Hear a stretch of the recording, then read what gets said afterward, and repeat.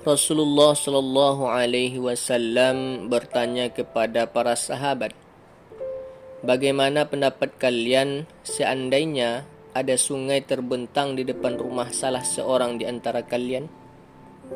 Lalu kalian mandi di sungai itu setiap hari sebanyak 5 kali. Apakah masih ada kotoran tersisa pada badan kalian? Maka para sahabat menjawab, tentu tidak wahai Rasulullah. Maka Rasul mengatakan, demikianlah perumpamaan orang yang solat 5 waktu. Dengan solatnya Allah menghapus semua kesalahannya.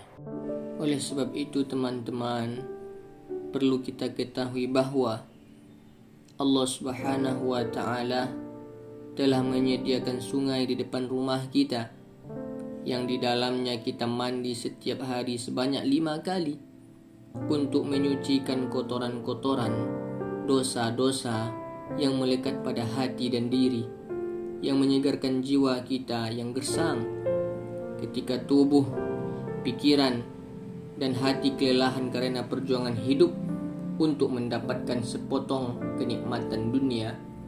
Lalu kita menyegarkannya dengan mandi di sungai itu.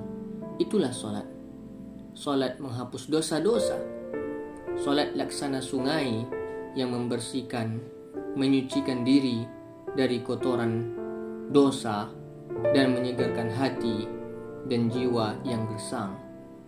Orang yang sedih akan terhibur dengan solat, yang gundah menjadi tenang dengan solat, yang lemah menjadi tertolong dengan solat. Ia tempat bergantung bagi jiwa yang putus asa dan teman bagi diri yang kesepian. Ada sebuah hadis yang mana hadis ini diriwayatkan oleh Imam Ahmad dengan sanad hasan dari Abu Dzar radhiyallahu an, bahwasanya Rasulullah Shallallahu Alaihi Wasallam pernah keluar dari rumahnya ketika musim gugur.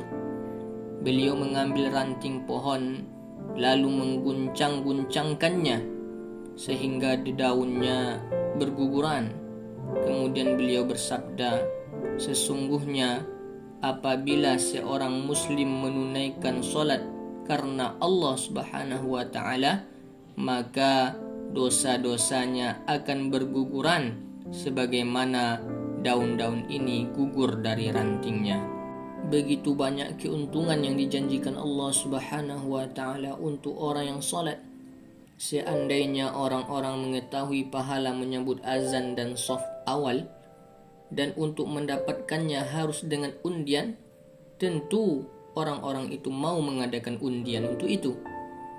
Seandainya mereka mengetahui pahala berlomba berangkat solat, niscaya mereka akan bersegera mendatanginya. Hal yang pertama kali diperiksa, dipertanyakan dari seorang hamba pada hari kiamat adalah solatnya. Jika solatnya baik, maka akan baik pula seluruh amalnya. Jika solatnya rusak, maka akan rusak pula seluruh amalnya.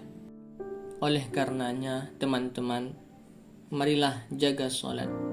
Jaga solat 5 waktu, karena amal kita tergantung pada solat 5 waktu. Dan juga perlu kita ketahui bahwa ada malaikat yang silih berganti datang kepada manusia, malaikat penjaga malam dan malaikat penjaga siang.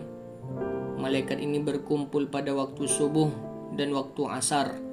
Kemudian naiklah para malaikat yang menghabiskan malam bersama kalian, bersama manusia. Lalu Allah bertanya kepada malaikat tadi, bagaimanakah kalian tinggalkan para hambaku itu? Para malaikat itu menjawab, kami tinggalkan mereka dalam keadaan sedang solat, dan kami datang kepada mereka dalam keadaan solat. Malaikat meminta ampun dan rahmat untuk seorang di antara kalian selagi ia berada di tempat solatnya yang baru ditunaikannya.